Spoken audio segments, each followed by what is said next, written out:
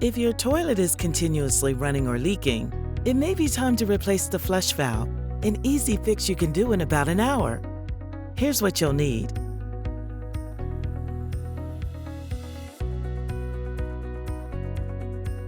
First, you'll need to shut off the water supply, then flush the toilet to empty the tank.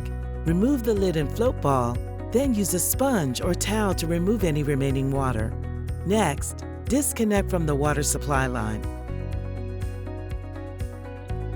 And with a screwdriver and adjustable wrench, unscrew the tank bolts.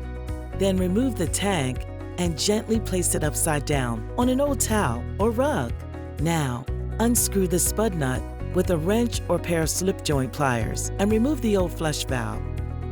Tilt the tank on its side and insert the tailpiece of the new flush valve into the opening while holding the spud nut in place.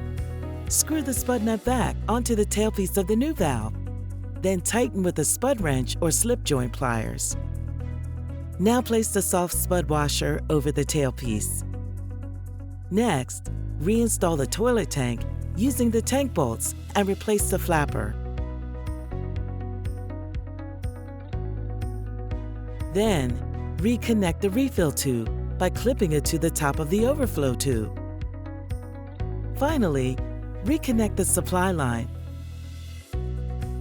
And as the tank fills, check the water level.